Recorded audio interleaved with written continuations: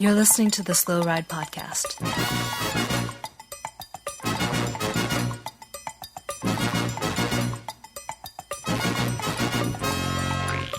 Bikes, advice, and rumors straight from the source. TheSlowRidePodcast.com and on Twitter at TheSlowRidePod.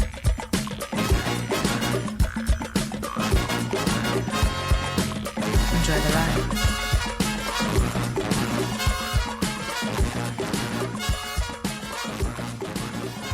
Hello and welcome to the 266th episode of the Slow Ride Podcast. This is Tim in Orlando, Florida. Hey, this is Matt Allen in Minneapolis, Minnesota. And this is Spencer in Boston, bringing it to you live. Let me start over. This is Spencer in Boston, Massachusetts, bringing the noise from the Northeast. All right, Nice. Maybe. Yeah, we can work on it. Guys, great podcast last week. Thanks for filling in the massive void of my absence. No problem. With cyclocross talk. Lots of last minute things came up. Apologies on that. You guys did a great job.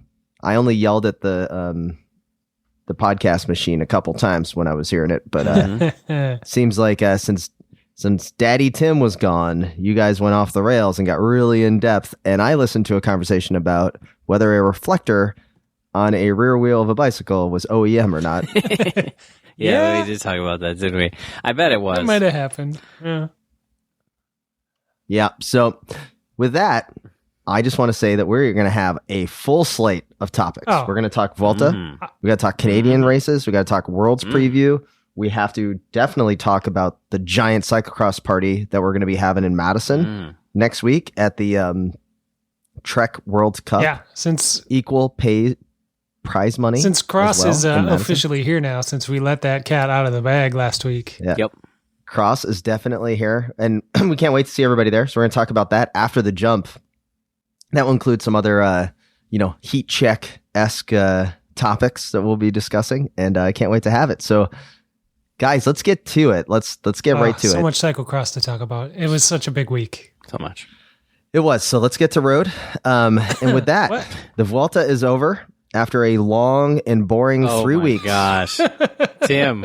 We have our new Slovenian overlords, Primož Roglic, at the tippity top of the podium in red in Madrid, followed by the one and the only, the greatest of all time, Alejandro Valverde. Accidentally in second. No, by skill. Oh, by skill for by sure, but everything. Yeah. Maybe not the initial intention.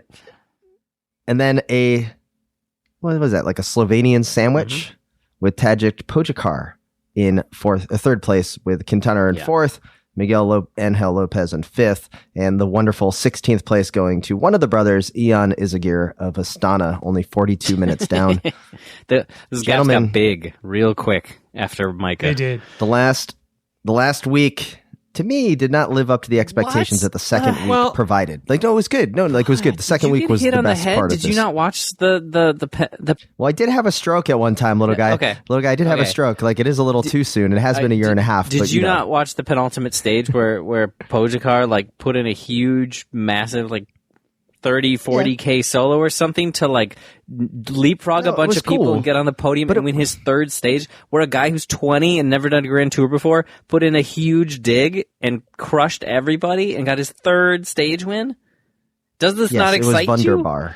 Hang on. Now, No, it was great. I didn't watch any of the last week. I barely paid attention the first 2 weeks because, as we all know, and as well written into cycling lore, the Vuelta is the most boring of all the Grand Oh, Tours. you guys are killing me. Little guy, here's the thing. I thought the second week was the best week for a variety of reasons.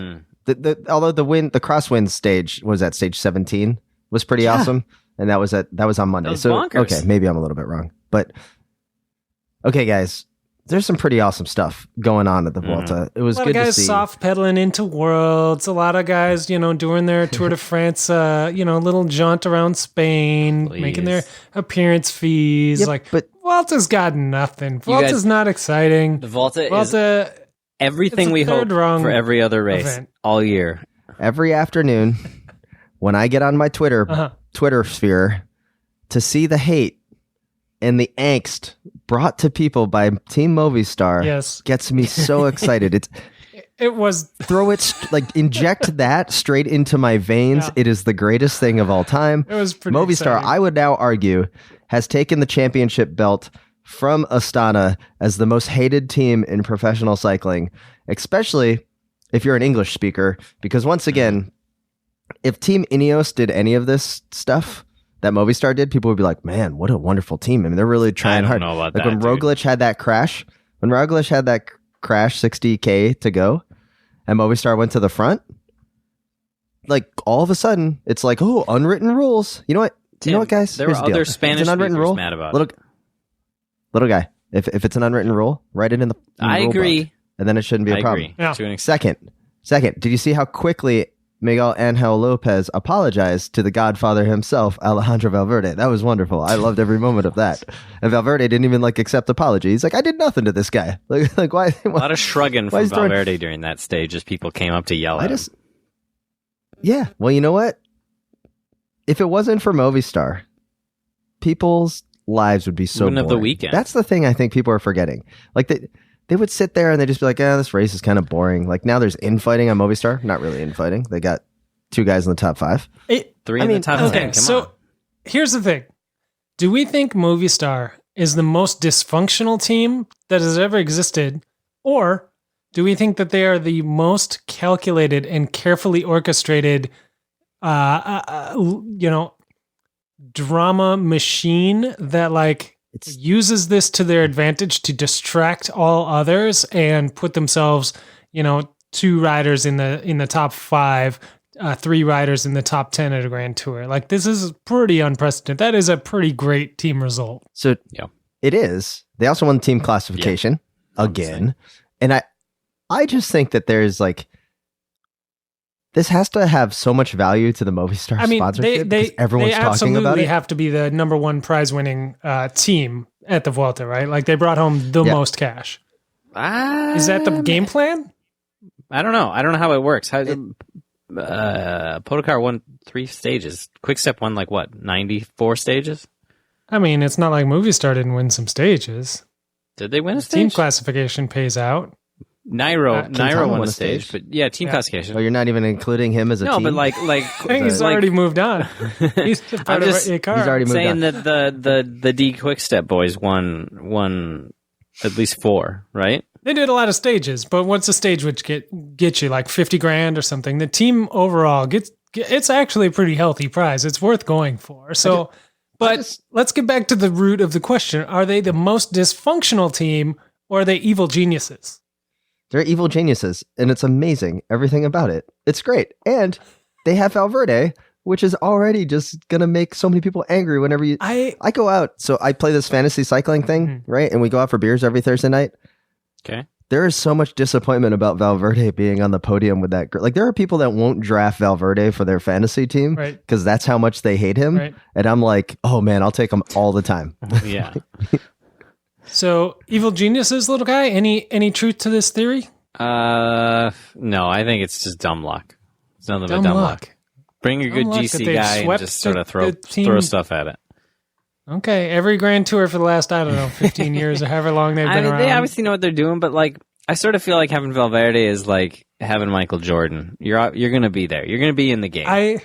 I used to agree with you 100% because they just buy good talent, all right? Like they've got strong riders. But lately, I'm starting to come around to this idea that Movistar really has it all figured out. That these attacks up the road and chasing people down, it just keeps the cameras on them, right? Like they must get more camera time than any other team. They get more prize money than most other teams, and it's amazing. And they have none of the drama. Like they don't get the pressure of winning every single Grand Tour like Ineos has. I'm leaning evil genius here. The top place for Ineos was 20th. Can we also give a shout out to Education First, Sergio Higuita with the win? That was pretty awesome. I called it on the podcast last week that we need to we need an interview. Mitch, got to interview him now, especially now that he's won a stage. We know. I can't wait for the the Life in the Peloton with Sergio. Hopefully Mitch can get that done. Let's give a quick update on Mitch Docker at the race. He ended up finishing in Madrid. And he got, well, I'm just searching for you here, Mitch. And turns out that when you type in Mitch, you also get a lot of Mitchelton Scotts. But Mitch Docker got 122nd place. And the big question was, what would be his top finish? Yes. In a stage? Any top 20s in there? He called his shot and said he'd get a top 20. Unfortunately, he got a 46th place was his top finish on stage 3. So, but he was playing the ever ready teammate and a stage winning one at that. So pretty cool to see Education First basically salvage their entire Grand Tour because they were going there locked and loaded. They were with an entire team and unfortunate crashes. But listen to the Life in the Peloton podcast with Logan Owen. Learned a lot about Logan Owen on there. I just kind of knew him as like the cyclocross star, right? Like the guy that's going to win the world championships for an American cyclocross racer. And learned a lot about his first times at the Grand Tour and everything. So pretty awesome. Interesting. So, guys, that being said, let's go a little bit through some of the things here, team wise, and also just kind of overall what you want to see. For me, pretty cool to see the competition between Miguel Angel Lopez and Pogačar in the white jersey competition. Yeah. And then also like appearances by James Knox, who got third. Like he did pretty awesome on a couple of those days. Yeah. We also got a AG2R King of the Mountains victory by Jeffrey Bouchard Had no over idea. Madraza of Bergen. They must score that was really weird because how did Pogačar, who won 3 mountain stages, not win that? Well, because there's other mountains, little guy. I don't like it. Primoz Roglic takes the green jersey over Pogačar and Sam Bennett. Sam Bennett had an okay Vuelta. I was expecting, to be honest, a couple more victories from him. I'm sure he was as well. That victory when he lost to Philippe Gilbert in the Quick Step Team Time Trial on the windy day. He launched from like 500 meters to go. It was a little too early, but 3 second places and a victory. Yeah. Sorry, 4 second places and 2 victories for Sam There's nothing Bennett. to sneeze at. Not at all. So good for him. Is he what team is he on next year? Is he staying with I think the Bora? rumor is Quick Step, but I don't think anything's confirmed. Ooh, I hope it's not Quick Step. I'd like to see him go somewhere where he can be the true team leader and not just one of the wolf pack. He'll have plenty of chances if he's at Quick Step. Come on, the Gilbert's leaving, so they're gonna have room. So, little guy, any big takeaways that you want to get over on the podcast?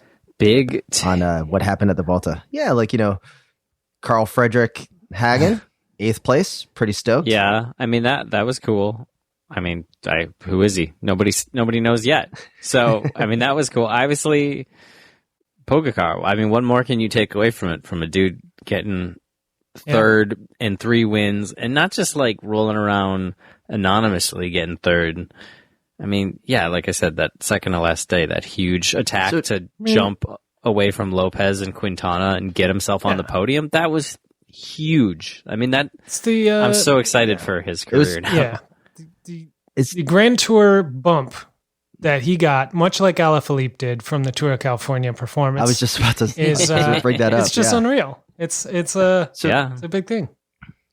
If it was like 1993, right, and the 20-year-old Pogačar comes in, right, wins his like first stage that he did in the race, how many stages do you think it would have been before like the team director's like, oh, we gotta send him home, like they did to Indurain, like he's just not going to be able to last, it's going to break his mentality. Well, like you remember how they used to do that, like after 9 stages, like, oh, he's got to go. I'm so happy that this has changed, like that kind of mentality. Yeah, maybe. I mean, like but maybe that's that so stupid. Was just more of they were trying to get the sauce right, and like maybe you didn't get the sauce right on the guys. No, but they were talking about Indurain though, little guy, like during that tour that it was known that he was going to go home early. Yeah, they were like, oh, he's only here for 9 days. Well, that's like legit if you don't know if someone's quite got it in the legs or they're not feeling it. I disagree, little guy. Like, just let them go. Just like if they get dropped and they're going to be on TV for hours in a horrible situation, but you know what? It builds character Put some hair on Yeah. the They chest. spread their wings That's what and we need fly. more of. I guess, but maybe like look at your boy Chavez, Tim. Let's start talking about the Tim curses here of all the young GC guys who have now been crushed by the weight of being in their late 20s. Chavez finished 19th overall. Maybe Not bad. Top 20. Yeah, bad considering he's been on the podium in these races before. I'm just saying that perhaps he should have had a slower progression and not gotten mono and knocked out for 10 years now. And I don't even know where Mentis is. He showed up 51st. He showed up on one stage and pretended to be up there with the big boys for a day. But he got 7th on stage Oh, I know. 18, and then that was it. That's all he had. Yeah, he's hanging out in the graveyard of in the, what is that, like the green room with all the rest of my super rookie curses. Timmy, what did you do to him? Jose Rujano's in there. Yeah, you should send Mentis a holiday card. Yes, sorry about that. Oh man, That's why it's good that I'm a big fan of Mitch Docker, because he's just like the solid racer that's always going through in the teammate, and then it's not hurting his like all that pressure of being like the full on top 10 GC guy, right? He's the one that's just crushing the water bottle game and crushing the team captaincy. Tim. Speaking of GC guys, we saw a pretty interesting GC win over the Tour of Britain this week. We did. It was interesting, and a lot of things came up. We got a lot of tweets sent to us asking if the Road World Championship should even happen after a couple of the stage wins Yeah. by the GC winner, Matthew Vanderpool, Yes. who, I mean, if he's already won one week stage race, Spencer, Yeah. I think the natural next question is, can he win the Grand Tour? Can he win? Is he a contender in the 2020 Tour de France? I don't. Yeah, I don't think there's any question. That he's not. I think you're gonna eat those words, little guy. We got a lot of coverage sent our way from a friend of the podcast, Michael Stone, in the UK, from some of the finishing climbs and all of the brute force that Matthew Vanderpool had to ride over. Pretty great to see. Yeah. Little guy, were you impressed by Matthew Vanderpool at any point in the Tour? Obviously, I was very impressed on many occasions. He won 3 stages, but I would say, I don't know if you guys saw stage 7. Did you see stage 7? You see the highlights? Is this the finishing sprint where everyone else looked like they were standing still and he won by 3 No, that was seconds? earlier. Stage 7 was like a hilltop, and he was battling in the GC with Trenton at this point. And he kicks hard, I don't know, K out, 500 meters out, gets a gap on pretty much everybody other than Trenton follows him. And they're getting close to the line. And Vanderpool kicks so hard and drops Trenton like he's a freaking Cat 2 or Cat 3 or something that's never ridden pros before.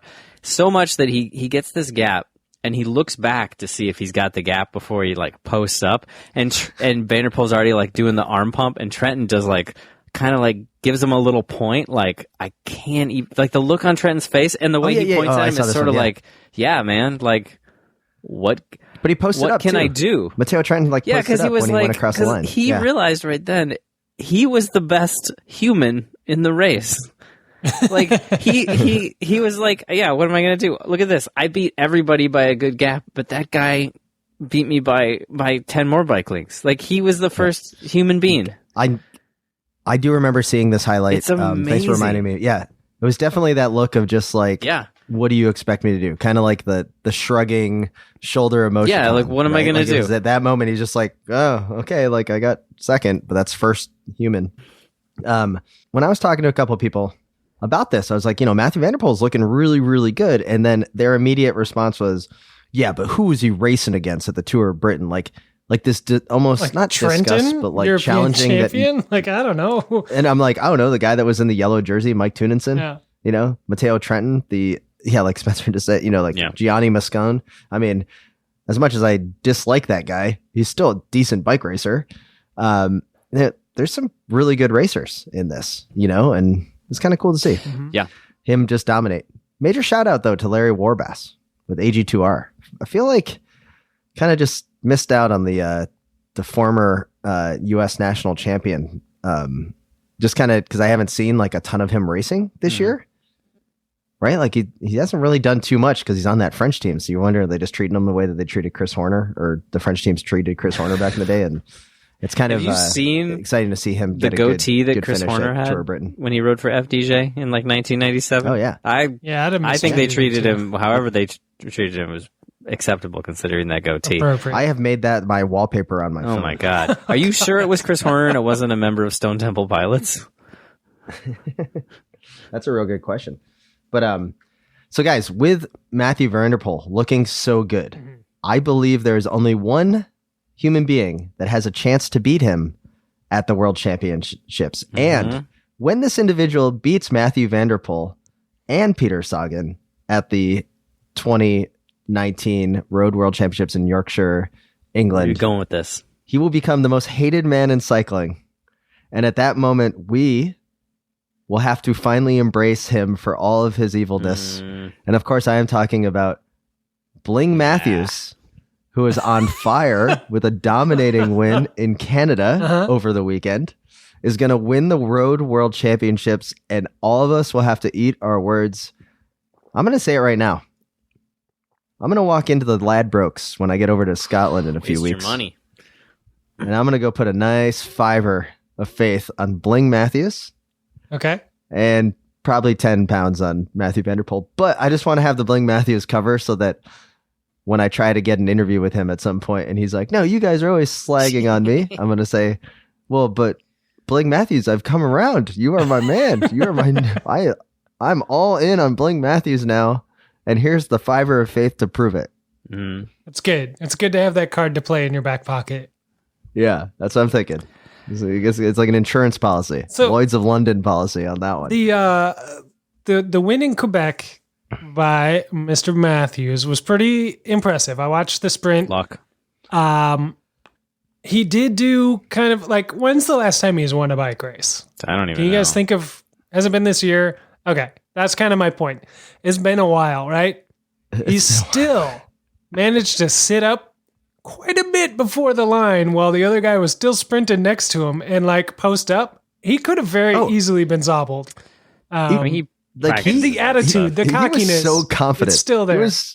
Spencer, I'm with you. He was so confident that he was going to take that win, that the way that he set up and just really made himself wide. So if anyone thought they were going to try to like bike throw around him, they had to go like another 3 feet around to get it. I mean, it was very good. And yeah, I don't know. But anyway, I did read a post-race interview, and I cannot recall who said this right now, but somebody kind of underhanded. It might have been GVA. I don't remember. Somebody was like, yeah, Quebec was a good win, but Montreal's the harder of the two races. Yeah. Just kind of underhandedly being like, yeah, he won the easy one, whatever.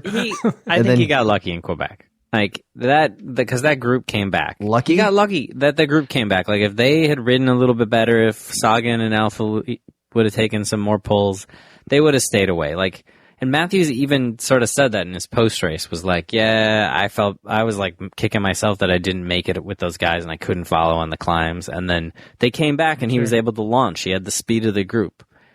I think the result from today, where he got like in Montreal, where he got like 19th, that is more 50 seconds back. That is more in keeping with. If I was the Australian team manager, I would be buying that man business class on the way over the Atlantic. Just sleep well, sweet prince. Think about how amazing it would be if he is the reason why Matthew Van Der Poel isn't the like 2-time world champion, right? With both cyclocross and then the road. Right. Like, and it's because of Bling Matthews sitting up 20 feet before the line and just being like, all right, you guys aren't going to come around me. It would be so awesome. Maybe. There's a lot of other guys, obviously. Where would Bling Matthews get his world championship stripes? Of anybody that would actually get world championship stripes tattooed around their torso, it's probably Bling Matthews. Like, think about that. Around the torso? You get them on the abs.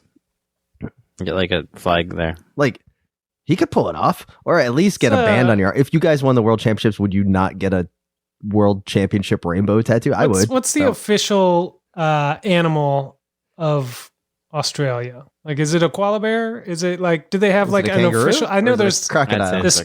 stereotypical Koala. ones that we think of, but like, do they have an actual national animal? I don't know. This is Aussie Corner. Okay, let's look this up. I would say here are your options: koala bear. Yeah, It could possibly be a magpie. Kangaroo. could be a It could kangaroo. possibly be a crocodile. It could be a kangaroo and a joey. Of course, the kangaroo would have the joey head Oh, coming out sure. like of its belly. A dodo bird, right? That's always like I know they're not around anymore, but that's always like a crossword puzzle clue. It's like extinct Australian bird. Yeah, they're probably not going to go Um, with an extinct bird as their national animal. There's probably some kind of shark, right? Like a great white shark. Maybe. And then the final one I would say is Paul Hogan. Mm-hmm. Fair. Mm-hmm. Fair. All right. So That's not a knife. I'm Come on. I'm thinking he could get some sort of tattoo integrating the World Championship stripes along with the national animal of Australia. You know, kind of. I don't know if it's wearing the shirt or if it's waving a flag or if it's just colored that way or what, but I think that might be the way to go. Well, it is the kangaroo, according to Google. So, Oh, there you go. makes sense. Fun times. Maybe Well, guys. he gets a tattoo of a kangaroo in World Championships colors, and then instead of a Joey popping out of the pocket, it's a little Bling Matthews. That would be so appropriate. He got a tattoo Like- of himself on himself, and his little miniature one is wearing the World Championship jersey. Oh, Yeah. so Bling. Hey, Bling. That's First, weird. win the World Championships. What you're gonna do? Give us a call. We'll be your creative team. Yeah, we will. We're all in. We will pay for that tattoo if you get it, Bling. Bling, you're gonna be the most hated man in cycling if you win the World Championships over Matthew Van Der Poel or Peter Sagan. Just embrace it. Go full heel, like 100% Hollywood Hulk Hogan. Just like go out there and just like really just pull it off. That'd be so awesome. And we'll help you manage this as a PR team. Yeah. We can fix all the damage that's been done in the podcast airwaves to your brand. I don't know how you've gotten such a bad reputation. I don't know where this news has come from over the podcast airwaves that you're some sort of unlikable character, but we can fix it here on the Slow Ride podcast. That's what we do. I want him to win so bad. I really do Oh, now. you're terrible. It'd be so great. It'd be almost as awesome as Movistar winning, like going 1 through 10 at the World Championships Oh my on God. different teams. And they're all like, it'd be just like a Movistar stage race, right? Because they're all wearing different jerseys anyway. It'd be awesome. Fair. Yeah. Well, guys, with that, we have so much cyclocross to talk about and the emails and some tweets and Facebook notes that have totally got us excited. But first, we got to head into the pre-mod. What up? This is Storm Squinch, and you're listening to the Slow Ride Podcast.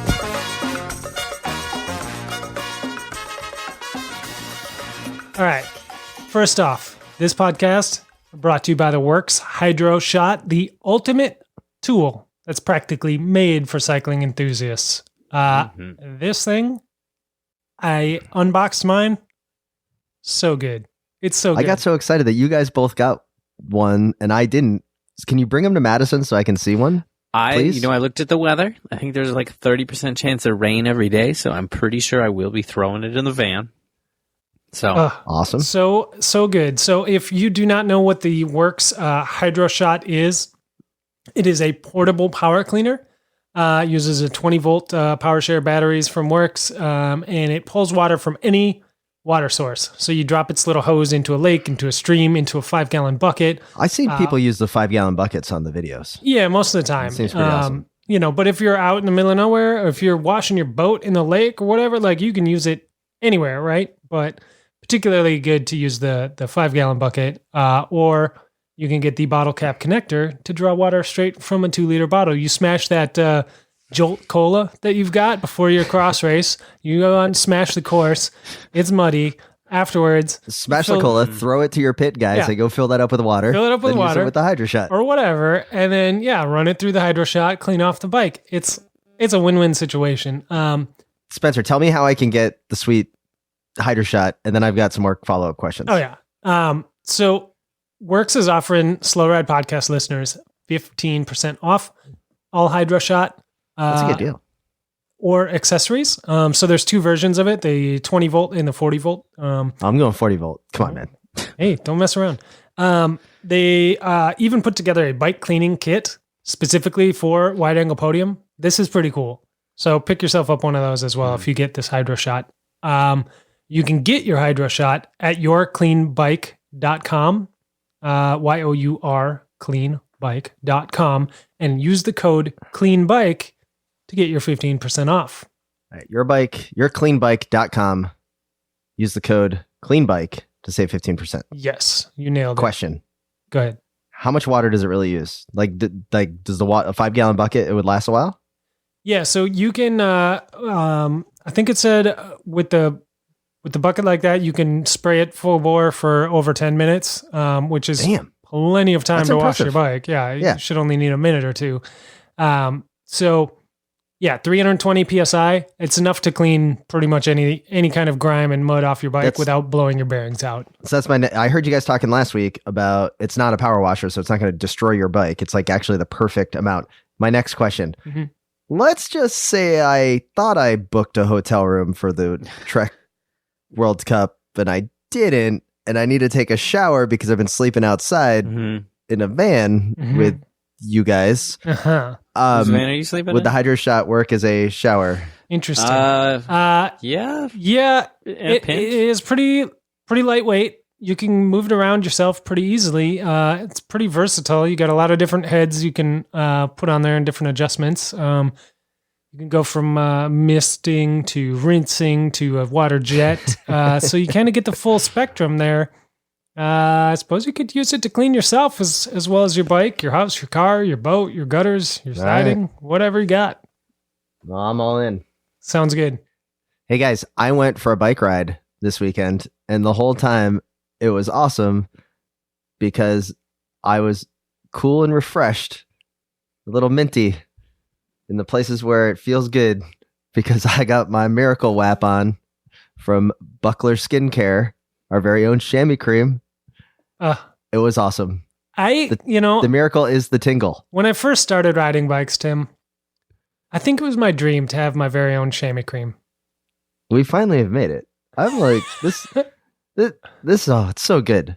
Little guy, you definitely need to get into the chamois cream biz. With cyclocross season right here, you're going to need extra help sliding into that skin suit. Yeah. Ouch. And you know, in the elite race, that is 60 minutes of just like pure slap chop action. Yeah. You're going to need the Miracle WAP. No. The Miracle WAP. Sure. Anyways, check it out. Bucklerskincare.com. Definitely order it. You get a nice 4-ounce tub, which is going to last a while. I think it's $21. Not bad. There's a bunch of other great stuff in there from Buckler. Check it out. Handmade in Tallahassee, Florida. Just go to bucklerskincare.com. There's no promo code. Nothing. Just order some Miracle WAP. It is amazing. It is so good. I've been a fan of what John and the group at Buckler Skincare have been doing for years. And fantastic to see, especially supporting a local Florida company. So I'm super stoked on that. Bucklerskincare.com and order up some Miracle WAP. The miracle is the tingle. Nice. Lastly, this podcast and the whole Wide Angle Podium Network brought to you by Grimpeur Brothers Coffee. Full Schleck is our very favorite blend of beans, celebrating the the Schleck brothers and all their bare-chested glory. That'll get you up in the morning. If that doesn't, well, then we can get you into some Cyclocross Friends because it is that time of year. That blend is a little bit darker roast. Oh, so good. Get you ready for these early 6 a.m. pre-rides before your 8:30 a.m. Masters race because promoters hate you. They're putting you early in the morning. Don't let them win. Get yourself some Grimpeur Brothers coffee, heading over to wideanglepodium.com/coffee to defeat bike race promoters. Oh, so good. Guys, let's get back to the show.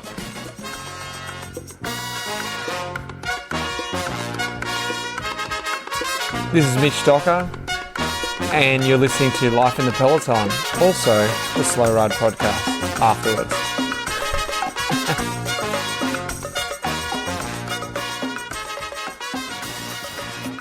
Get 2 reviews this week, guys. Kind of unique.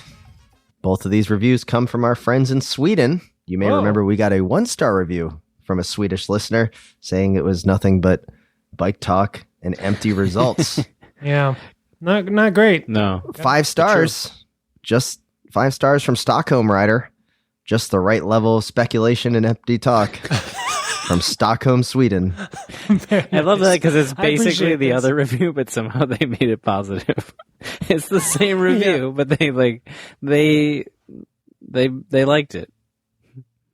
And we've got a 4-star review. Totally amusing. Empty talk and race results. I love it. Blue Swede, also from Sweden.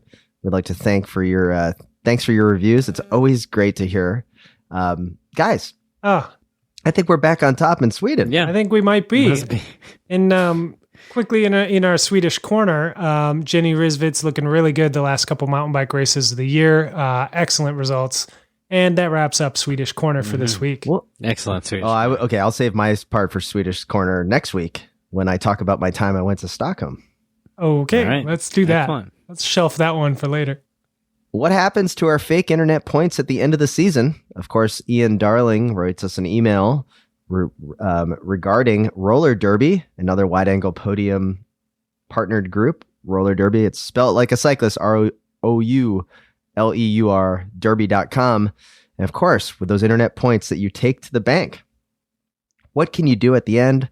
Ian asked, should I be spending my fake internet points like a drunken sailor on the last night of shore leave, or saving them to use on an obscure prop bet about how many cyclocross races will be won on green tires, or how many wins Remco will have in the cobbled classics? This is a very good question, Ian, and let us tell you what to do. So at some point, roller derby shuts down for the year.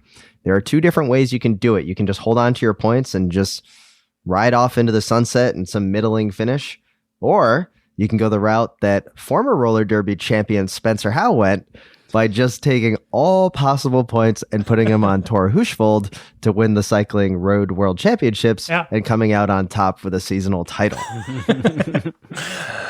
So I am all in on going pick one prop and just put them all, like let it ride, just 100% on there. Just skew the odds and just make one final thing. Now, roller derby is continuing. There are some cyclocross props up now for Trek World Cup. And we do, of course, have the Road World Championships, which is the final big one. We're trying to convince Luke to also offer a Japan Cup proposition with the assumed appearance of Chris Froome, who will be signed up and ready to go for the Sentama Crit the week before the Japan Cup. So, guys, roller derby coming down to the wire. Yeah. And I can't think of a better thing to do than going all in on one of the propositions. Yeah. My strategy, well documented, going all in.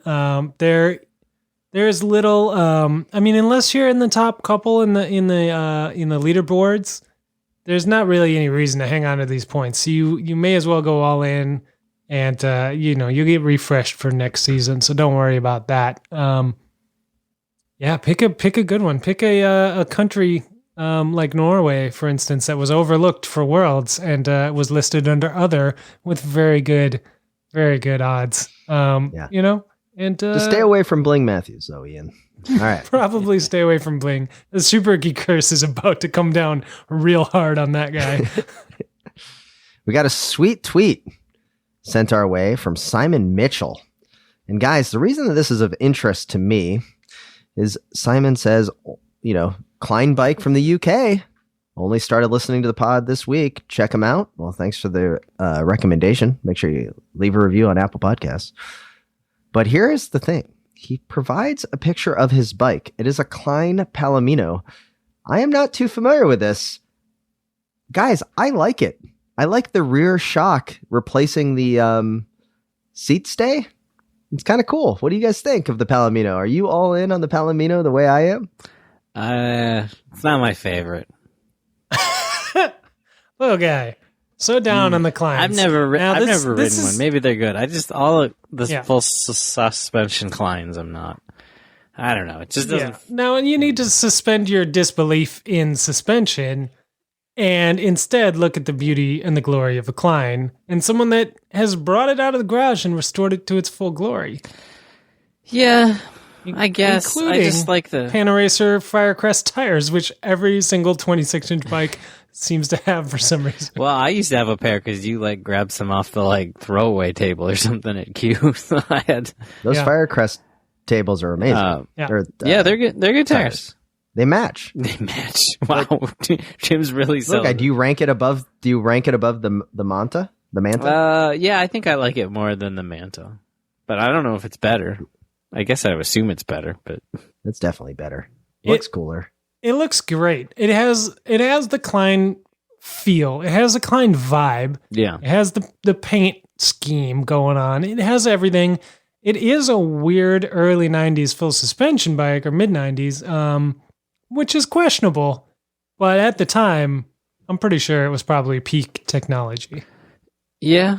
Oh, it is. It looks. I so mean, at least good. it gets So around the Hearst Link patent that Specialized owned. So that's, I mean, the problem for a long time was that Specialized owned basically the best full suspension patent. And for a while there, everybody had to like try to pretend that their design made any more sense, and it didn't. You know? Yeah. But Speaking of which, did you guys at all talk about the new Trek full suspension bike? Is it a full suspension? I didn't, you know, that the ad makes me wonder, is it? I don't. Yeah. Yeah, I don't remember if we did No, or I don't not. think we But did. I will spend more time talking about that ad if we need We to. didn't talk about that ad. No, We got to talk I'm about sorry, that what? ad. It's so I know good. we're a little bit late here. That ad. Now, did I don't did even- you see just the Twitter version that's like 2 No. minutes long, or did you go on YouTube and watch the full 3.5 minute version? I watched the full 3.5 minutes. So like the first part, you're like, this bike is amazing. This is fantastic. I don't know if it's a full suspension bike. I don't know. It's, like there's so much different. And then she's totally sending the bike. It's great. The poof of hair. It's fantastic. I'm all about it. And then she gets into her goofy little truck. And I'm like, oh, little guy's going to find that goofy little truck to be hilarious and awesome. This So, is great. I And then didn't. all of a I sudden- didn't know that I needed to see Yolanda Neff driving a pigeon before I saw it, and now it is the greatest thing I've ever seen. So then that happens. They could cut it there. Like that could be the end of a great commercial. And then all of a sudden it was like someone raised their hand in the marketing department and it was like, hey guys, what if we make the Three Little Bears so we can further talk about this not being a hardtail or a softtail? And you're like, let's go with it. The And Goldilocks. that's fantastic. Yeah. They add a nice little like 45-second little skit in Fairy Tale Land with angry bears that show up at the end. And you're like, all right, that's okay. And then it keeps going. Then it gets to like kids at the skate park. And you're like, that's actually pretty funny because Joey's all hurt. And then he's like, cross country sucks. And you're like, oh, it's a pink bike comment. And you're like, all right, this is cool. And then it keeps going to the next guy, which is like the pool guy where he's just like, I must have it. And then of course, like, didn't you just buy a bike? And he's like, you don't understand. It's what was it? Like, it's, oh man, There's so many Easter eggs in there. Like, there's so many. did you pause the video on the cereal boxes when she's in Yes. the Three Of course Bears I house? did. And then I she's watched got- that video like 9 times. Yeah, 3 different cereals, all just full of Easter eggs. So good. I Highly got plenty of recommend. text messages from bike shop employees going, did you see this video yet? Yeah. And then I was at a Trek dealer up in Baltimore, and everyone there was talking about it. It totally did its job. And I'm just like, They so crushed I like it. I didn't think I would like it as much as I did because I'm just like, Right. what is Like, going you're on like, here? okay, bike commercial, like maybe, oh, good job. It's a little bit funny. And then it just, like, I literally laughed out loud, like tears in the eyes laughing out loud. It was so good. Were you laughing because of the Easter eggs or just because of how ridiculous it just like, Just the ridiculousness. ridiculousness. I it was think like I a lost snowball. it They just like when rolled she- it down the hill and it just Yeah. got bigger and better. And you're just like, this is amazing. when she got in the tiny 3-wheeled pickup truck with the bike hanging out the back, like flopped over the back like mountain bike bros do. It was so good. So good. And you know what? Maybe the biggest revelation of this whole thing, Yolanda Neff's a pretty good actress. Like, she was pretty on point for this thing. And then at the very end, the go home shot, the best part is like, was it Muriel, the grandma, who like swears at the end? Because like that's the 2 older ladies knitting, and they're like, Oh, so yeah. what is it, Muriel? Is it a hardtail or a softtail? And she's like, it's effing rad or whatever. And then it cuts.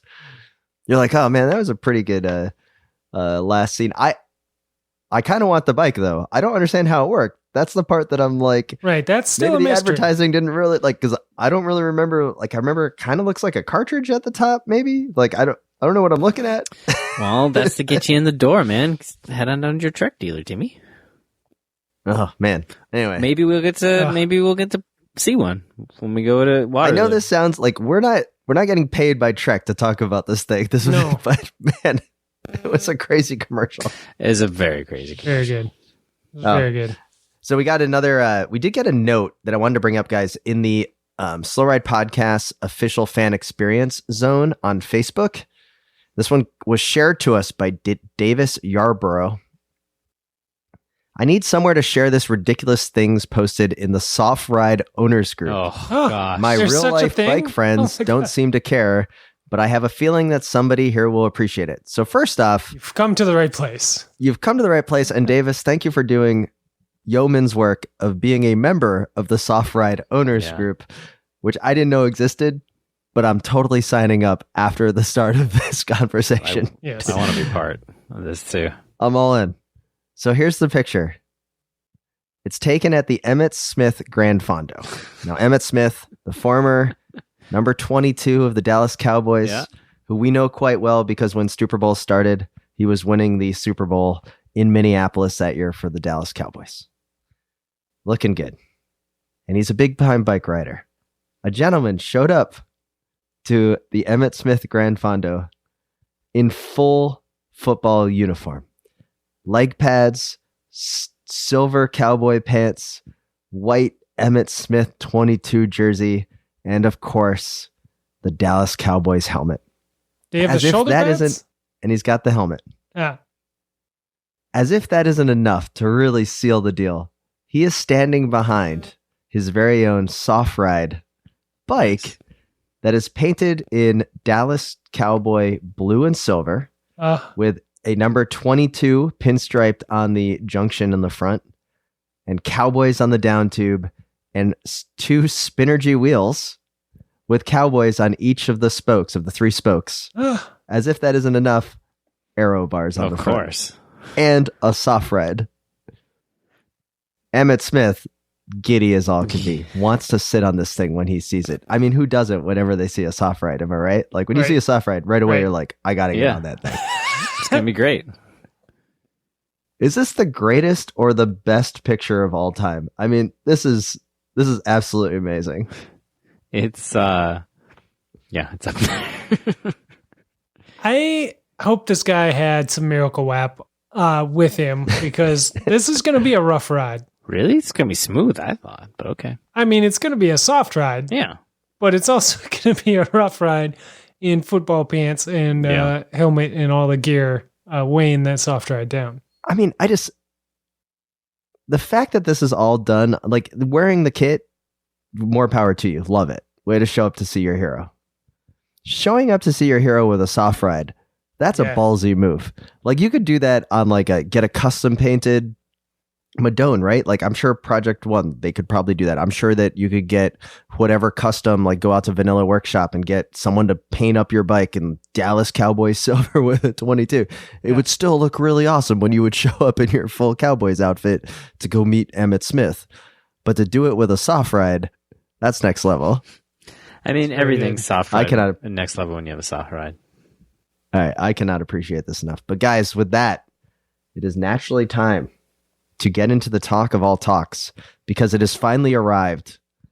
And I now relay to you guys, our resident cyclocross experts, what has happened at Jingle Cross, what is happening next week in Madison, what I should be looking for when I'm there running around with the wide angle podium flag. And more importantly, is Bill at Crosshairs and Cyclocross Radio correct with his CX Heat Check rankings? Because that is what's populating my social media feeds this last week. It was a big week. Jingle Cross, first World Cup of this season for cyclocross, first World Cup in the U.S. For this season as well. Did not disappoint. Bill was there, getting all the heat check details, getting all the sound bites dropped on the live feed, all the F-bombs and everything else dropped straight on the live feed. So congrats to Bill for that. But as far as the racing, Didn't disappoint. I don't want to. I mean, I guess this whole show is spoilers, so whatever. But I thought the biggest result of the World Cup was actually the race between 6th and 7th place in the men's World Cup. Okay. Did you guys see this? No. Tell me. I don't even remember who finished there. So it should have been Michael Van Toornout who finished in 6th as he rounded the final corner and soft pedaled European style towards the finish line. Oh, who got it? But this is not Europe. This is America. And in America, we sprint to the line for whatever lowly placing we are anywhere near. Yeah. And Lars van der Haar, doing his very best American impersonation, saw Van Toornout sitting up and started sprinting. And Van Toornout actually looked back and saw him come in and was like, he'll stop. And Van der Haar came around and pipped him by a couple of, maybe a bike length at the line. It was so good. 6th place in the World Cup, nothing to sneeze at. 7th place, total garbage, as we all know. So, yeah. Van der Haar went Van der Harder and made the race amazing. Stealing some thunder from Iserbeat, who took the win over Toonarts, and overshadowing Megali Rochette's first World Cup win, unfortunately. Yeah. It was great. Mount Crumpet? Was Mount Crumpet the defining feature once again? That's the only feature, Tim. So yes. You go up it twice. Wait, they didn't go through the barn? They didn't go through a barn with the sand or anything? No barns. They go up it 3 times now, little guy. 3 times. But it's like not just the one. It's not just the one we used to do. It's the it's the one where they have stairs and it's the big long climb in the back, which is I don't think either of you guys ever got a chance to do that. That is hell. That climb is hell. Is there any sand on the course right now? Yeah, it's a huge sand pit right after the descent. Big old sand pit. You do that super steep Mount Crumpet that we used to always do, and then you bomb down and you go through a huge sand pit, and then you got to take a hard right turn, and then... Yeah, so you hit this sand pit at what I imagine is about 30 miles an hour. You do. Which is crazy, and it looks very deep and very long. So there were some... Megali Rochette, well in the lead of the race, actually goes head over tea kettle in the sand, and... it was pretty incredible. Yeah, I like that sand pit because I like a sand pit when you can carry speed through it and you can bomb that hill and just blast. I mean, if it goes wrong when you're going that fast through the sand pit, it goes wrong. It's not just like you hit it and you mess up and you got to put the foot down. I mean, you eat it. But if it goes right, there's nothing more satisfying than blowing through a sand pit and somehow hitting that perfect line, and you pop out and you look back and you're like, whoa. I just picked up like 30 seconds, on the people behind me. Like, magic. Magic. And one person doing that during the Women's World Cup race actually was Clara Honsiker, who ended up finishing 3rd. She must have passed, 6 people in one go on like lap 2 or 3 through the sand. She took the line on what would be the left-hand side of the screen as you're watching it, and everyone else was going right. And just... annihilated everyone and moved all the way up to like 4th or 5th. It was a big move, and it was awesome because, like you said, it could have gone really wrong, but she nailed it. Yeah. So now big result. It's been a while since I've been to Jingle Cross, right? And you told me a little bit about Mount Crumpet, the sand pit, and all of that. But is there are the crowds still as strong as they used to be? I'm going to be watching this later, probably tonight. I mean, how would the crowds look from the TV? Is this something that will still maintain? Is Jingle Cross going to come back next year on the World Cup circuit, or is this flash in the pan just after 2 years of being in World Cup? We'll be there again. For that, I have no idea, but the crowds look good. I mean, it's hard because the American crowds are never Iowa State football weekend. Never great. What do you want? It was Iowa State football weekend, so it's kind of a busy weekend in Iowa City. I think they were in Ames this time around, and I'm just wondering, like, was it as busy as it was in years past? Yeah, you think they're pulling football people and that the football people weren't showing up because they had football to go to? Because I don't think that's happening. Yeah, I don't think that's probably happening. You think some locals are heading on down there because it's a World Cup? I think some locals are heading. Yeah, I could see that happening. I could see some locals picking up the newspaper going, what's going on in Iowa City this weekend? Oh, wow. Yeah. This race I've kind of been hearing about for the last 15 years is going on, and they have the world's best. Maybe, there. but I don't think I don't think a local's looking at it like, oh, Matthew Vanderpool's not here. Never mind, not But going. it's just going to be the locals that aren't the locals. It'll be like all the East Coast writers at the Writers Workshop. They're like into cyclocross, and they're like, yeah, they say they're from Iowa City, but like they're really from Brooklyn, you know? Yeah. So Iowa happened, and now what do they spend? Do they spend a week driving up, and they just like, or do they just go down to Madison and just base out of Madison for a week? How does this work for these Belgians? I think Tim, they drive like 5 miles every day. Yeah, that's one option. I was going to say, Tim, if you wanted to spend time one of two places and your choices were Madison or Iowa City, what are you going to pick? I would go to Madison, but I guess Well, my you just throwing question shade at is Iowa there City. They got that slow car. is there like a Wednesday night race? Is there like a Wednesday night race that they can do up in Madison? You know, like Now that, for an aspiring promoter, would be the move. Like someone in, I don't know, maybe say Minneapolis, about halfway between the two, or even Chicago, that's not even. Well, who could put on a Wednesday night Yeah. UCI race. we have a Wednesday you night could race absolutely in crush it. Minneapolis. You would get everyone. there should just be a. There should just be a. Not a podunk training race, little guy. A UCI race. Well, There should be some brewery in Wisconsin that just wants to do a like New Glarus. Just come No. to our race on a Wednesday night, drink all our beer, and have fun. If anyone wants this $1 million idea, just contact our legal team at the slowridepodcast@gmail.com, and we will negotiate the rights for this Wednesday night UCI race. Yeah, actually, between the just World Cups. or you could just come speak to us in person at our wide angle podium compound at the Trek World Cup. do that. Bring us We'll money. be there to people coming up for negotiate that. as well. Now, guys, I have never been to the Trek World Cup course. I have heard a little thing about a secret bar in the woods. Mm. I see that there is some limited edition Trek World Cup beer that has been brewed in cans.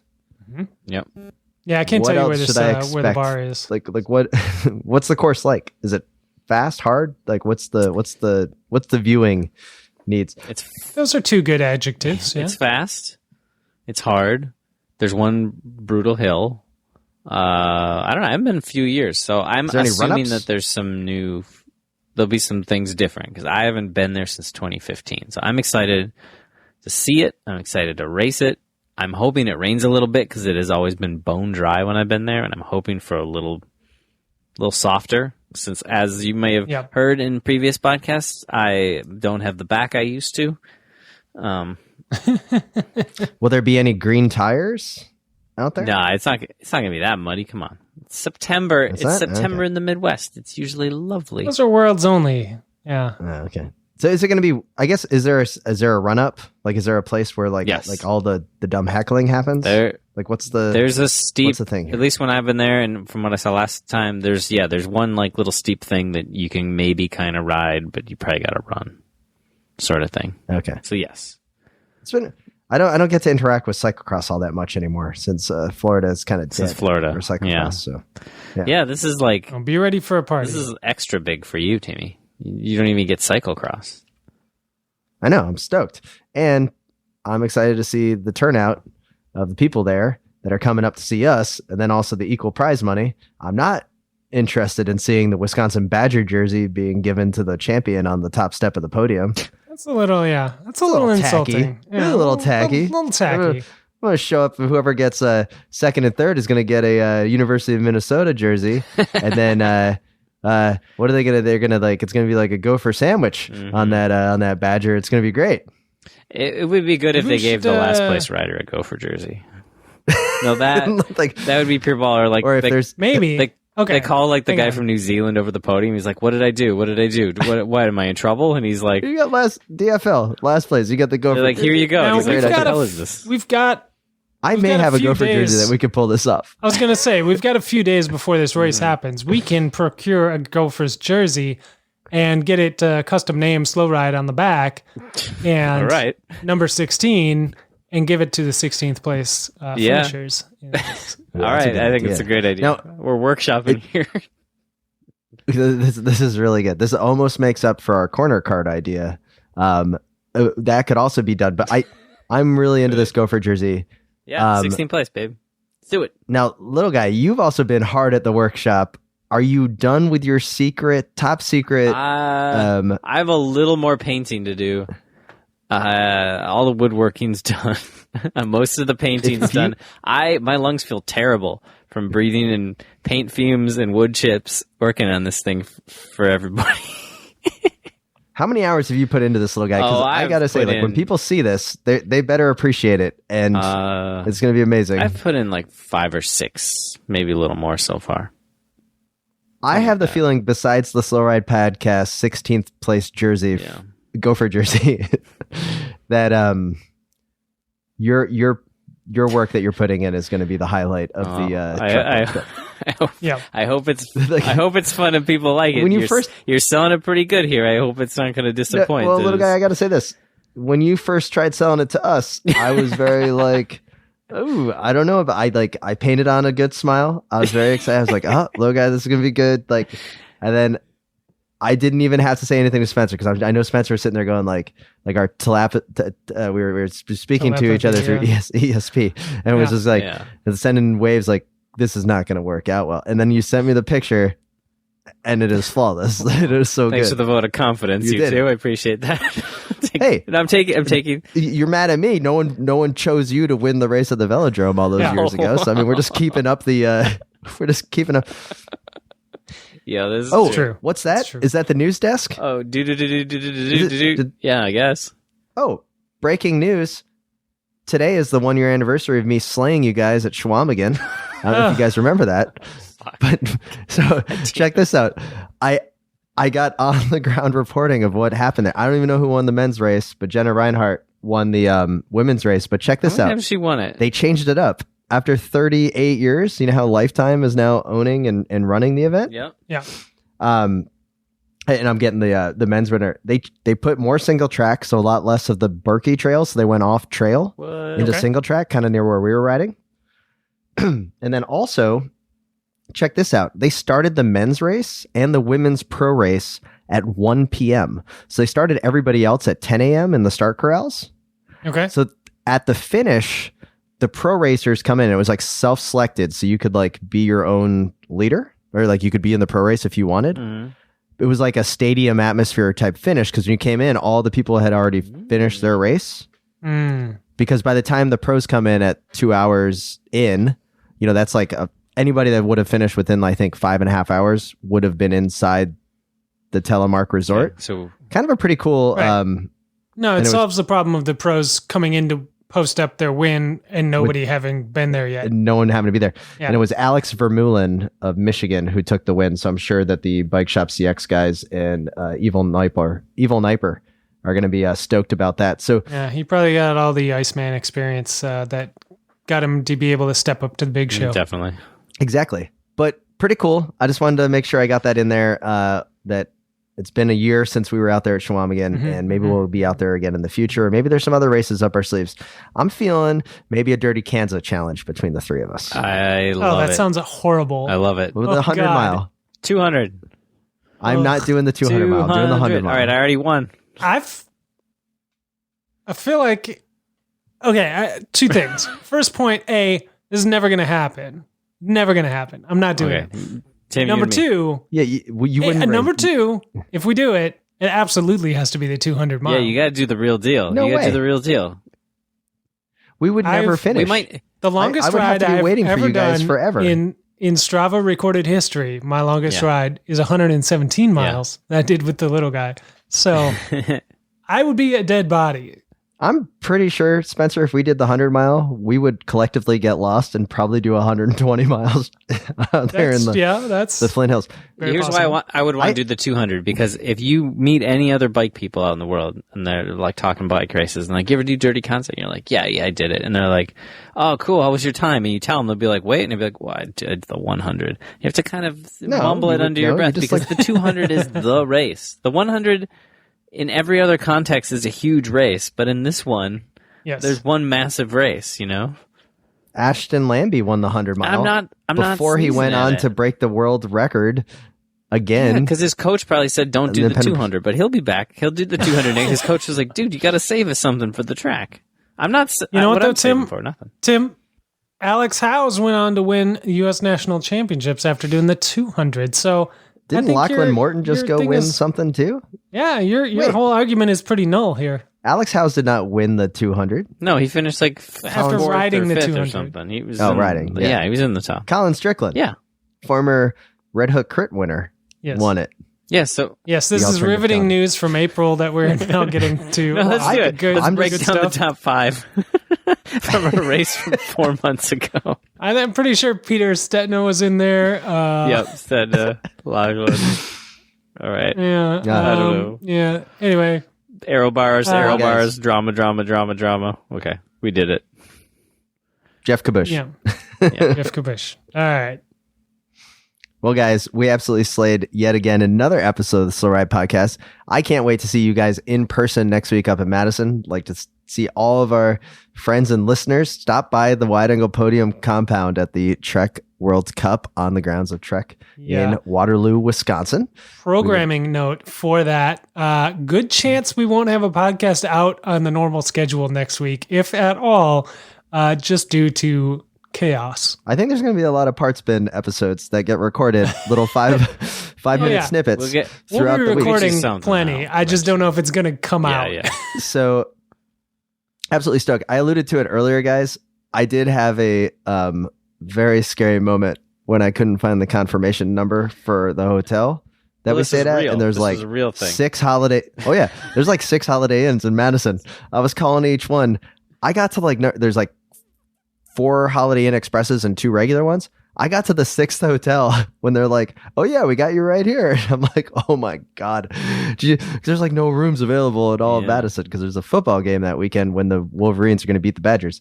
And I was just like, "Oh man," like I was so nervous, and you guys would have been so disappointed in me. But little guy had the van again, and I was like, I could sleep in that.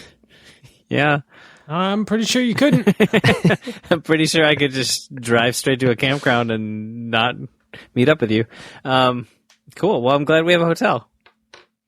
So keep trekking our Twitter feed. We'll let you know where we're going to be because I'm sure there'll be a couple of nights of just hanging out. And we can't wait to see everybody starting on Friday at the Lakeside Cross Race.